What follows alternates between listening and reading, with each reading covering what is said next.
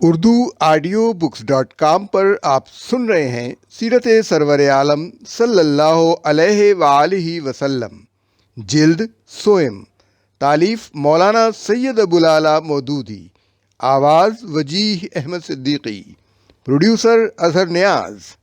باب 24، عام الوفود 9 ہجری۔ جب نبی صلی اللہ علیہ وآلہ وسلم نے مکہ فتح کیا تو یہ اس لحاظ سے فیصلہ کن فتح تھی کہ اس نے مشرکین عرب کی ہمتیں پست کر دی تھیں اور تمام اہل عرب کو یقین ہو گیا کہ ملک کا مستقبل اب محمد رسول اللہ صلی اللہ علیہ وآلہ وسلم کے ہاتھ میں ہے، اور عرب کے مختلف گوشوں سے آپ صلی اللہ علیہ وآلہ وسلم کے پاس وفد آنے شروع ہو گئے اور اسلام قبول کر کے آپ صلی اللہ علیہ وآلہ وسلم کے دست مبارک پر بیعت کرنے لگے۔ پھر غزوہ تبوک نے تمام عرب پر آپ صلی اللہ علیہ وآلہ وسلم اور آپ کے دین کی دھاک بٹھا دی۔ وفود کی آمد۔ تبوک سے واپس آتے ہی حضور صلی اللہ علیہ وآلہ وسلم کے پاس عرب کے گوشے گوشے سے وفود کی آمد تیز تر ہو گئی۔ محدثین نے اس موقع پر جن قبائل اور امراء و ملوک کے وفود کا ذکر کیا ہے ان کی مجموعی تعداد 70 تک پہنچتی ہے، جو عرب کے شمال، جنوب، مشرق، مغرب ہر علاقے سے آئے تھے۔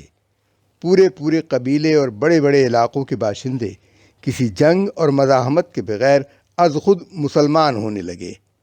چونکہ یہ کیفیت سن 9 ہجری کے آغاز سے رونما ہونی شروع ہوئی تھی، اس وجہ سے اس سال کو عام الوفود کہا جاتا ہے، یعنی وفود کا سال۔ ابن ہشام نے ابن اسحاق کے حوالے سے لکھا ہے کہ عام عرب اسلام کے بارے میں اس چیز کے منتظر تھے کہ قبیلہ قریش اور رسول اللہ صلی اللہ علیہ وآلہ وسلم کے مابین معاملات کیا رخ اختیار کرتے ہیں۔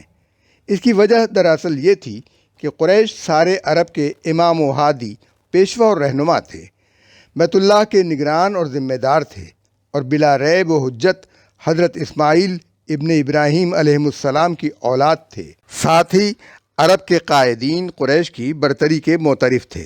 پھر یہ کہ یہ قریش ہی تھے جنہوں نے رسول اللہ صلی اللہ علیہ وآلہ وسلم کی مخالفت اور ان سے جنگ کا بیڑا اٹھایا تھا۔ لیکن جب مکہ فتح کر لیا گیا، قریش ہی رسول اللہ صلی اللہ علیہ وآلہ وسلم کے قریب آ گئے، اسلام نے انہیں زیر کر لیا اور عرب نے اچھی طرح سمجھ لیا کہ اب ان میں رسول اللہ صلی اللہ علیہ وآلہ وسلم سے عداوت اور جنگ کی سکت باقی نہیں رہی۔ تب یہ تمام عرب چاروں طرف سے چل چل کر آنے اور اللہ کے دین میں اللہ تعالیٰ کے قول کے مطابق فوج در فوج افواجن داخل ہونے لگے۔ یہی وہ کیفیت تھی جسے بعد ازاں نازل ہونے والی سورہ نصر میں اس طرح بیان کیا گیا ہے: اذا جاء نصر اللہ والفتح ورأیت الناس یدخلون فی دین اللہ افواجا فسبح بحمد ربک واستغفرہ انہ کان توابا۔ اور جب اللہ کی مدد آ جائے اور فتح نصیب ہو جائے، اور اے نبی صلی اللہ علیہ وآلہ وسلم تم دیکھ لو کہ لوگ فوج در فوج اللہ کے دین میں داخل ہو رہے ہیں، تو اپنے رب کی حمد کے ساتھ اس کی تسبیح کرو اور اس سے مغفرت کی دعا مانگو، بے شک وہ بڑا توبہ قبول کرنے والا ہے۔ سورہ نصر آیات 1 تا 3۔ عرب کے مختلف گوشوں سے آپ صلی اللہ علیہ وآلہ وسلم کے پاس آمد وفود کا سلسلہ 10 ہجری میں بھی جاری رہا۔ قرآن کریم میں 2 نسبتاً اہم وفود کا ذکر ملتا ہے: وفد بنی تمیم اور وفد نجران۔ وفد بنی تمیم۔ بنی تمیم کا وفد ایسے لوگوں پر مشتمل تھا جنہیں عرب کے اس ماحول میں کسی شائستگی کی تربیت نہ ملی تھی۔ وفد کے ارکان مسجد نبوی پہنچے، ازواج مطہرات کے حجروں کے باہر سے نبی صلی اللہ علیہ وآلہ وسلم کو پکارنا شروع کر دیا: محمد، باہر نکل کر ہمارے پاس آؤ۔ ان کی چیخ پکار سے آپ صلی اللہ علیہ وآلہ وسلم کو اذیت پہنچی، مگر آپ صلی اللہ علیہ وآلہ وسلم ان کے گوار پن سے درگزر فرماتے ہوئے گھر سے باہر تشریف لائے۔ اسی حوالے سے سورہ الحجرات کی آیت 4 کے متعلق مفسرین کا بیان ہے کہ یہ بنی تمیم کے بارے میں نازل ہوئی تھی۔ فرمایا، وفد بنی تمیم۔ بنی تمیم کا وفد ایسے لوگوں پر مشتمل تھا جنہیں عرب کے اس ماحول میں کسی شائستگی کی تربیت نہ ملی تھی۔ وفد کے ارکان مسجد نبوی پہنچے اور ازواج مطہرات کے حجروں کے باہر سے نبی صلی اللہ علیہ وآلہ وسلم کو پکارنا شروع کر دیا، محمد باہر نکل کر ہمارے پاس آؤ۔ ان کی چیخ پکار سے آپ صلی اللہ علیہ وآلہ وسلم کو اذیت پہنچی، مگر آپ صلی اللہ علیہ وآلہ وسلم ان کے گنوار پن سے درگزر فرماتے ہوئے گھر سے باہر تشریف لائے۔ اسی حوالے سے سورہ الحجرات کی آیت 4 کے متعلق مفسرین کا بیان ہے کہ یہ بنی تمیم کے بارے میں نازل ہوئی تھی۔ فرمایا، ان الذین ینادونک من وراء الحجرات اکثرهم لا یعقلون ولو انہم صبروا حتی تخرجوا الیہم لکان خیر لہم واللہ غفور رحیم۔ سورۃ الحجرات آیات 4 تا 5۔ اے نبی صلی اللہ علیہ وآلہ وسلم، جو لوگ تمہیں حجروں کے باہر سے پکارتے ہیں ان میں سے اکثر بے عقل ہیں۔ اگر وہ تمہارے برآمد ہونے تک صبر کرتے تو انہی کے لیے بہتر تھا۔ اللہ درگزر کرنے والا اور رحیم ہے۔ دراصل حضور صلی اللہ علیہ وآلہ وسلم کے عہد مبارک میں جن لوگوں نے آپ صلی اللہ علیہ وآلہ وسلم کی صحبت میں رہ کر اسلامی آداب و تہذیب کی تربیت پائی تھی، وہ تو آپ صلی اللہ علیہ وآلہ وسلم کے اوقات کا ہمیشہ لحاظ رکھتے تھے۔ ان کو پورا احساس تھا کہ آپ اللہ کے کام میں کس قدر مصروف زندگی بسر فرماتے ہیں، اور ان تھکا دینے والی مصروفیتوں کے دوران میں لازماً کچھ وقت آپ کے آرام کے لیے اور کچھ وقت آپ کی اہم مشغولیتوں کے لیے اور کچھ وقت اپنی خانگی زندگی کے معاملات کی طرف توجہ کرنے کے لیے بھی ہونا چاہیے۔ اس لیے وہ آپ سے ملاقات کے لیے اسی وقت حاضر ہوتے تھے جب آپ باہر تشریف فرما ہوں، اور اگر کبھی وہ آپ کو مجلس میں موجود نہ پاتے تو بیٹھ کر آپ صلی اللہ علیہ وآلہ وسلم کے برآمد ہونے کا انتظار کرتے تھے، اور کسی شدید ضرورت کے بغیر آپ صلی اللہ علیہ وآلہ وسلم کو باہر تشریف لانے کی زحمت نہ دیتے تھے۔ لیکن عرب کے اس ماحول میں جہاں عام طور پر لوگوں کو کسی شائستگی کی تربیت نہ ملی تھی، بارہا وفد بنی تمیم کے ارکان جیسے انگھڑ لوگ بھی آپ سے ملاقات کے لیے آ جاتے تھے، جن کا تصور یہ تھا کہ دعوت اللہ اور اصلاح خلق کا کام کرنے والے کو کسی وقت بھی آرام لینے کا حق نہیں ہے، اور انہیں حق ہے کہ رات دن میں جب چاہیں اس کے پاس آ دھمکیں، اور اس کا فرض ہے کہ جب بھی وہ آ جائیں وہ ان سے ملنے کے لیے مستعد رہے۔ اس قماش کے لوگوں میں عموماً اور اطراف عرب سے آنے والوں میں خصوصاً بعض ایسے ناشائستہ لوگ بھی ہوتے تھے جو آپ صلی اللہ علیہ وآلہ وسلم سے ملاقات کے لیے آتے تو کسی خادم سے اندر اطلاع کرانے کی زحمت بھی نہ اٹھاتے تھے، بلکہ ازواج مطہرات کے حجروں کا چکر کاٹ کر باہری سے آپ صلی اللہ علیہ وآلہ وسلم کو پکارتے پھرتے تھے۔ بنی تمیم کے وفد نے بھی اس طرز عمل کا مظاہرہ کیا۔ اس طرح کے متعدد واقعات احادیث میں صحابہ کرام نے روایت کیے ہیں۔ رسول اللہ صلی اللہ علیہ وآلہ وسلم کو لوگوں کی ان حرکات سے سخت تکلیف ہوتی تھی، مگر اپنے طبعی حلم کی وجہ سے آپ صلی اللہ علیہ وآلہ وسلم اسے برداشت کیے جا رہے تھے۔ آخر کار اللہ تعالیٰ نے اس معاملے میں مداخلت فرمائی اور اس ناشائستہ طرز عمل پر ملامت کرتے ہوئے لوگوں کو یہ ہدایت دی کہ جب وہ آپ سے ملنے کے لیے آئیں اور آپ صلی اللہ علیہ وآلہ وسلم کو موجود نہ پائیں تو پکار پکار کر آپ صلی اللہ علیہ وآلہ وسلم کو بلانے کے بجائے صبر کے ساتھ بیٹھ کر اس وقت کا انتظار کریں جب آپ خود ان سے ملاقات کے لیے باہر تشریف لائیں۔ بہرحال نبی صلی اللہ علیہ وآلہ وسلم گھر سے باہر تشریف لائے، بات چیت شروع ہوئی۔ وفد بنی تمیم کے سربراہ نے کہا، اے محمد صلی اللہ علیہ وآلہ وسلم، ہم تمہارے پاس اس لیے آئے ہیں کہ ہم تم سے فخر میں غلبہ حاصل کرنے کے لیے مقابلہ کریں، اس لیے ہمارے شاعر اور خطیب کو اجازت دو۔ بالفاظ دیگر ہم آپ سے مفاخرت کے لیے آئے ہیں۔ گویا یہ قبول اسلام کی شرط ہے، یا کم از کم ہم آپ کو اپنی زبان آوری کے جوہر دکھانا چاہتے ہیں۔ حضور صلی اللہ علیہ وآلہ وسلم نے ان کو بعض روایات کے مطابق ناگواری کے ساتھ اس کی اجازت دے دی۔ بنی تمیم کی طرف سے عطارد بن حاجب نے خطبہ دیا، زبرقان بن بدر نے اشعار پیش کیے۔ ان کے جواب میں پہلے حضور صلی اللہ علیہ وآلہ وسلم نے ایک ممتاز صحابی حضرت ثابت بن قیس رضی اللہ تعالیٰ عنہ کو خطبے کا جواب دینے کے لیے، اور حضرت حسان رضی اللہ تعالیٰ عنہ بن ثابت کو اشعار پیش کرنے کے لیے کہا۔ ترتیب یہ رہی کہ خطیب کے جواب میں خطیب نے اور شاعر کے جواب میں شاعر نے اپنا کلام پیش کیا۔ اس مقابلے کے بعد بنی تمیم کے ایک اہم رکن وفد اقرا بن حابس نے اپنا فیصلہ دیا کہ آپ کا خطیب ہمارے خطیب سے اور آپ کا شاعر ہمارے شاعر سے بہتر ہے۔ اقرا کا قول یہ تھا، مجھے اپنے باپ کی قسم، یہ شخص رسول اللہ صلی اللہ علیہ وآلہ وسلم عطیہ خداوندی سے بہرہ ور ہے۔ ان کا خطیب ہمارے خطیب کے مقابلے میں بہتر خطیب، اور ان کا شاعر ہمارے شاعر کے مقابلے میں بڑا شاعر ہے، اور ان کے الفاظ اور ادائیگی ہمارے لفظ و بیان سے زیادہ بلند پایا اور مؤثر ہے۔ جب یہ لوگ مفاخرت سے فارغ ہوئے تو وفد کے سب افراد نے اسلام قبول کر لیا۔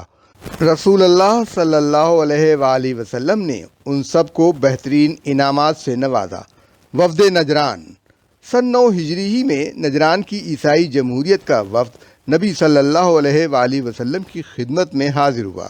نجران کا علاقہ حجاز اور یمن کے درمیان ہے۔ اس وقت اس علاقے میں 73 بستیاں شامل تھیں، اور کہا جاتا ہے کہ 1,20,000 قابل جنگ مرد اس میں سے نکل سکتے تھے۔ آبادی تمام تر عیسائی تھی اور 3 سرداروں کے زیر حکم تھی۔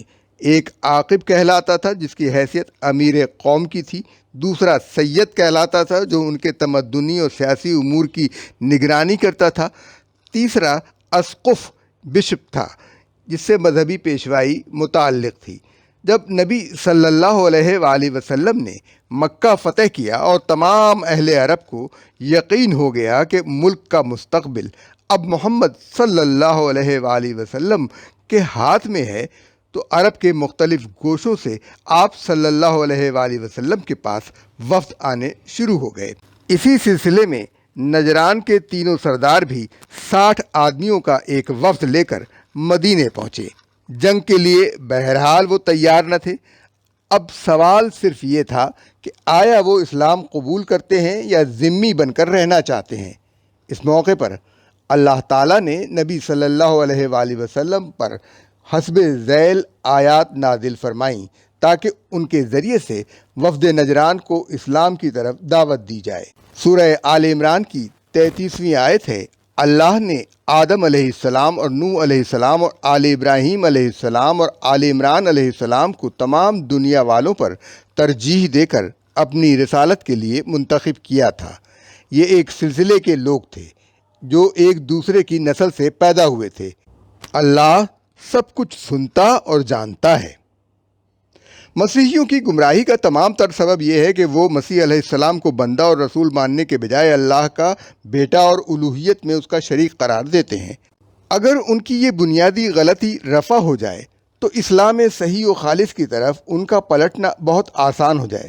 چنانچہ اس بات کو یوں سمجھانے کی کوشش کی جا رہی ہے کہ آدم علیہ السلام اور نوح علیہ السلام اور آل ابراہیم علیہ السلام اور آل عمران علیہ السلام کے سب پیغمبر انسان تھے۔ ایک کی نسل سے دوسرا پیدا ہوتا چلا آیا، ان میں سے کوئی بھی خدا نہ تھا۔ ان کی خصوصیت بس یہ تھی کہ خدا نے اپنے دین کی تبلیغ اور دنیا کی اصلاح کے لیے ان کو منتخب فرمایا تھا۔ پھر سورہ آل عمران ہی کی آیات 34 تا 60 میں چند بنیادی نکات نجران کے عیسائیوں کے سامنے پیش کیے گئے۔ ان کا خلاصہ علل ترتیب حسب ذیل ہے۔ پہلا امر جو ان کے ذہن نشین کرنے کی کوشش کی گئی ہے یہ ہے کہ مسیح کی الوہیت کا اعتقاد تمہارے اندر جن وجوہ سے پیدا ہوا ہے ان میں سے کوئی وجہ بھی ایسے اعتقاد کے لیے صحیح نہیں ہے۔ ایک انسان تھا جس کو اللہ نے اپنی مصلحتوں کے تحت مناسب سمجھا کہ غیر معمولی صورت سے پیدا کرے اور اسے ایسے معجزے عطا کرے جو نبوت کی صریح علامت ہوں، اور منکرین حق کو اسے صلیب پر نہ چڑھانے دے بلکہ اس کو اپنے پاس اٹھا لے۔ مالک کو اختیار ہے اپنے جس بندے کو جس طرح چاہے استعمال کرے۔ محض اس غیر معمولی برتاؤ کو دیکھ کر یہ نتیجہ نکالنا کیسے صحیح ہو سکتا ہے کہ وہ خود مالک تھا یا مالک کا بیٹا تھا یا ملکیت میں اس کا شریک تھا۔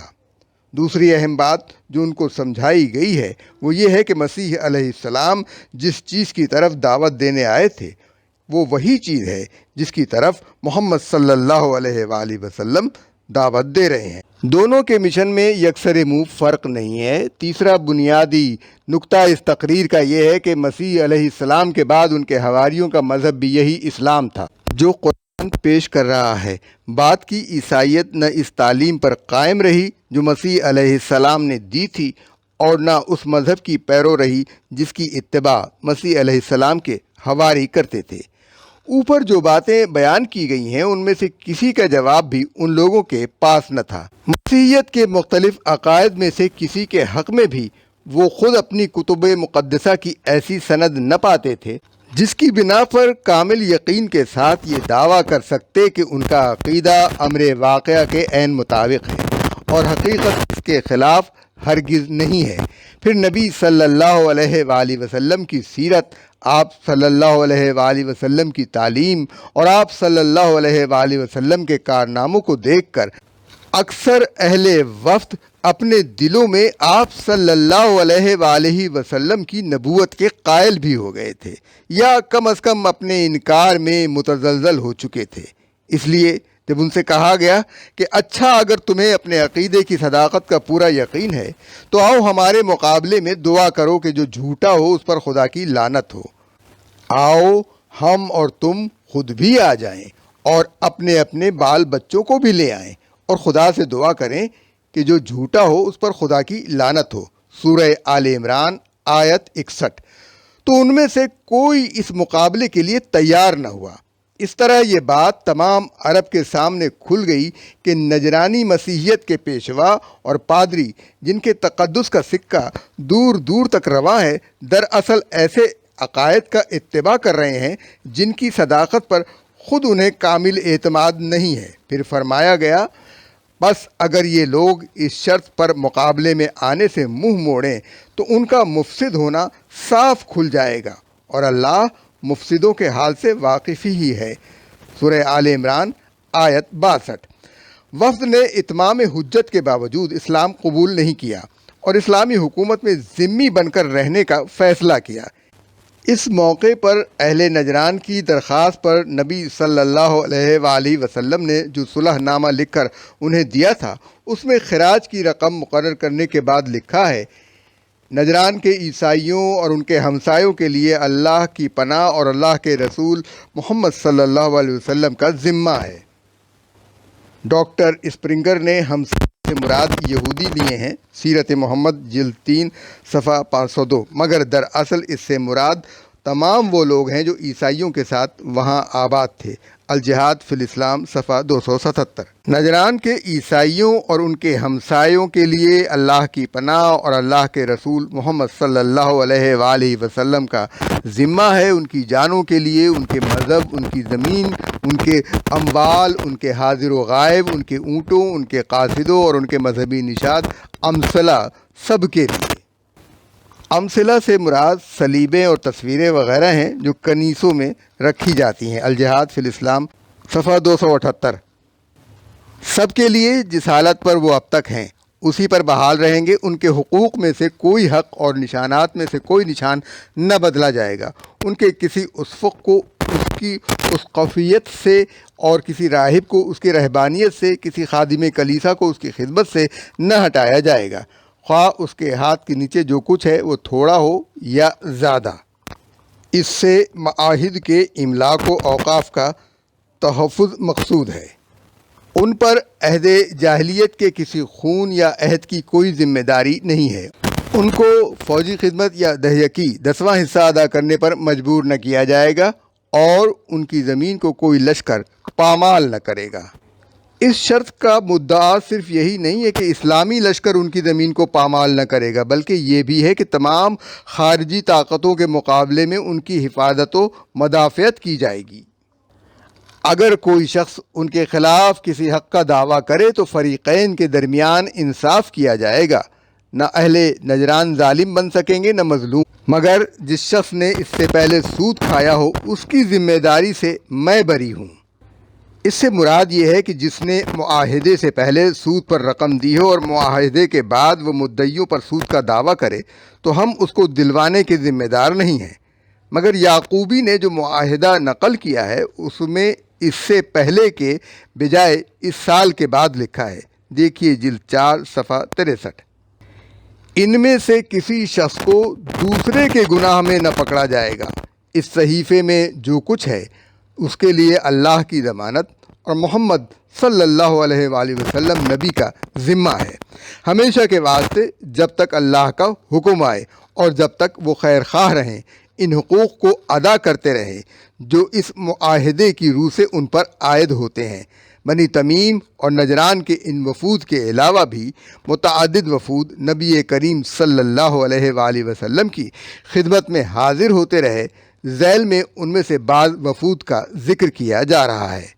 وفد بنی حنیفہ سن 9 ہجری میں، بروایت دیگر سن 10 ہجری میں بنو حنیفہ کا ایک وفد رسول اللہ صلی اللہ علیہ وآلہ وسلم کی خدمت میں حاضر ہوا۔ اس میں مسلمہ کذاب بھی شامل تھا۔ اس کا نام مسلمہ بن ثمامہ تھا۔ جس وقت یہ وفد رسول اللہ صلی اللہ علیہ وآلہ وسلم کی خدمت میں حاضر ہوا اس وقت آپ صلی اللہ علیہ وآلہ وسلم کے ہاتھ میں کھجور کی ایک چھوٹی سی چھڑی تھی جس کے پتے توڑ دیے گئے تھے۔ دوران گفتگو میں مسلمہ نے حضور صلی اللہ علیہ وآلہ وسلم سے کچھ مطالبات کیے۔ بعض روایات کے مطابق اس نے حضور صلی اللہ علیہ وآلہ وسلم سے کہا، آپ صلی اللہ علیہ وآلہ وسلم مجھے اپنا خلیفہ نامزد کر دیں۔ اس پر حضور صلی اللہ علیہ وآلہ وسلم نے ارشاد فرمایا، خلافت تو بڑی چیز ہے، اگر تو مجھ سے اس چھڑی کا مطالبہ کرے تو میں وہ بھی تجھے نہیں دوں گا۔ حضور صلی اللہ علیہ وآلہ وسلم کے اس قول کا ذکر صحیح بخاری میں آیا ہے۔ جب وفد کے دوسرے لوگ اسلام قبول کر کے اپنے علاقے میں گئے تو مسلمہ نے نبوت کا دعویٰ کر دیا اور لوگوں کو من گھڑت قرآن بھی سنانے لگا اور بہت سے لوگوں کو ساتھ ملا لیا۔ بعد ازاں اس نے یہ حرکت کی کہ نبی اکرم صلی اللہ علیہ وآلہ وسلم کو ایک خط لکھا کہ میں بھی آپ صلی اللہ علیہ وآلہ وسلم کے ساتھ نبوت میں شریک ہوں، اس لیے نصف زمین ہمارے لیے اور نصف قریش کے لیے ہونی چاہیے، لیکن قوم قریش حد سے تجاوز کرتی ہے۔ یہ خط اس کے 2 قاصد لے کر آپ صلی اللہ علیہ وآلہ وسلم کی خدمت میں آئے۔ آپ صلی اللہ علیہ وسلم نے مسلمہ کذاب کو جواب میں لکھا، ہدایت کا جو اتباع کرے اس پر سلام، اما بعد زمین اللہ کی ہے، اپنے بندوں میں سے جس کو چاہتا ہے اس کا وارث بنا دیتا ہے، اور آخری کامیابی انہی کے لیے ہے جو اس سے ڈرتے ہوئے کام کریں۔ سورہ الاعراف آیت 128۔ وفد بنی طے یمن کا ایک ممتاز قبیلہ تھا۔ حاتم طائی کا تعلق اسی قبیلے سے تھا۔ طے کے سردار زید بن محلل المعروف بزید الخیل اور عدی بن حاتم طائی بعد میں اپنے قبیلے کے سردار ہوئے۔ ان کے حدود اقتدار الگ الگ تھے۔ دونوں الگ الگ اوقات میں رسول اللہ صلی اللہ علیہ وآلہ وسلم کی خدمت میں حاضر ہوئے۔ زید الخیل زمانہ جاہلیت کے مشہور شاعر اور خطیب تھے۔ وہ سن 9 ہجری میں طے کا ایک وفد لے کر بارگاہ رسالت صلی اللہ علیہ وآلہ وسلم میں حاضر ہوئے اور صدق دل سے ایمان لے آئے۔ حضرت زید رضی اللہ تعالیٰ عنہ اپنی شہ سواری کی وجہ سے اپنے اصل نام کے بجائے زید الخیل، زید شہ سوار مشہور ہو گئے تھے۔ ملاقات میں نبی صلی اللہ علیہ وآلہ وسلم نے ان کا نام دریافت کیا تو عرض کیا، زید الخیل۔ حضور صلی اللہ علیہ وسلم نے فرمایا، نہیں، تم زید الخیر، زید سراپا خیر ہو۔ بعض دیگر روایات میں ہے کہ جب یہ وفد واپس روانہ ہوا تو حضور صلی اللہ علیہ وآلہ وسلم نے وفد کے عام ارکان کو 5 اوقیے چاندی اور حضرت زید رضی اللہ تعالیٰ عنہ الخیر کو 12 اوقیے چاندی اور عمدہ خوشبو کا تحفہ عنایت فرمایا۔ حضرت زید رضی اللہ تعالیٰ عنہ ہی کے بارے میں حضور صلی اللہ علیہ وآلہ وسلم کا قول مبارک ہے کہ عرب کے جس شخص کی فضیلت بھی مجھ سے بیان کی گئی اور پھر وہ شخص میرے پاس آیا تو میں نے اسے اس کی تعریف سے کمتر ہی پایا سوائے زید الخیل کے، کیونکہ اس میں جو خوبیاں تھیں وہ سب مجھ کو نہیں بتائی گئیں، یعنی وہ اپنی شہرت سے زیادہ صاحب فضل تھا۔ واپس آتے ہی زید الخیل کو بخار نے آ لیا اور وہ فوت ہو گئے۔ وفد عدی رضی اللہ تعالیٰ عنہ بن حاتم طائی۔ حضرت عدی بن حاتم کے قبول اسلام کا واقعہ بڑی تفصیل کے ساتھ کتب سیرت میں بیان ہوا ہے۔ سیرت ابن ہشام میں بھی اس کی خاصی تفصیل ملتی ہے، جس سے معلوم ہوتا ہے کہ وہ دین مسیحی کا پیرو ہونے کی وجہ سے اسلام ہی نہیں بلکہ رسول اللہ صلی اللہ علیہ وآلہ وسلم کی ذات اقدس سے بھی برگشت خاطر تھے۔ جب انہیں اپنے علاقے پر مسلمانوں کے غلبے کا خوف ہوا تو بھاگ کر شام چلے گئے۔ ان کی بہن صفانہ بنت حاتم ان کے فرار کی وجہ سے لشکر اسلام کی اسیر ہو گئیں اور مدینہ منورہ لے جائی گئیں۔ وہاں حاتم کی پریشان حال بیٹی ہونے کے ناطے رحم کی طالب ہوئیں، چنانچہ رسول اللہ صلی اللہ علیہ وآلہ وسلم نے ان کو رہا کر کے ان کی درخواست کے مطابق انہیں شام ان کے بھائی کے پاس بھجوا دیا۔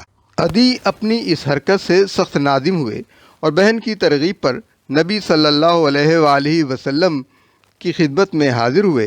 انہیں مختلف واقعات سے اس بات کا یقین ہو گیا کہ حضور صلی اللہ علیہ وآلہ وسلم بادشاہ نہیں ہیں بلکہ اللہ کے سچے نبی ہیں۔ حدیث میں آتا ہے کہ حضرت عدی رضی اللہ تعالیٰ عنہ بن حاتم جب نبی صلی اللہ علیہ وآلہ وسلم کے پاس حاضر ہو کر مشرف باسلام ہوئے تو انہوں نے من جملہ سوالات کے سورہ توبہ کے حوالے سے ایک یہ سوال بھی کیا تھا کہ اس آیت میں ہم پر اپنے علماء اور درویشوں کو خدا بنا لینے کا جو الزام عائد کیا گیا ہے اس کی اصلیت کیا ہے؟ جواب میں حضور صلی اللہ علیہ وآلہ وسلم نے فرمایا، کیا یہ واقعہ نہیں ہے کہ جو کچھ یہ لوگ حرام قرار دیتے ہیں تم اسے حرام مان لیتے ہو، اور جو کچھ یہ حلال قرار دیتے ہیں اسے حلال مان لیتے ہو؟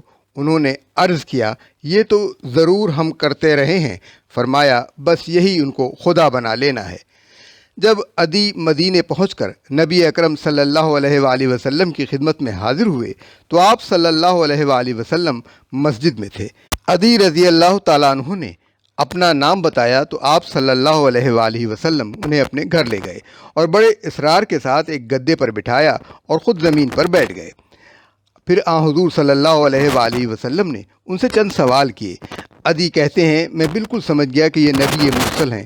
آپ صلی اللہ علیہ وآلہ وسلم ایسی باتیں بھی جانتے ہیں جو عام طور پر کسی کو معلوم نہیں۔ پھر آپ صلی اللہ علیہ وآلہ وسلم نے فرمایا، عدی، شاید تمہیں اس دین میں داخل ہونے سے صرف یہ چیز روک رہی ہے کہ تم دیکھتے ہو کہ مسلمان دولت مند نہیں۔ خدا کی قسم، مجھے یقین ہے کہ وہ وقت دور نہیں جب دولت کی اتنی فراوانی ہوگی کہ ان میں بہی بہی پھرے گی، یہاں تک کہ اسے لینے والا ڈھونڈے سے نہیں ملے گا۔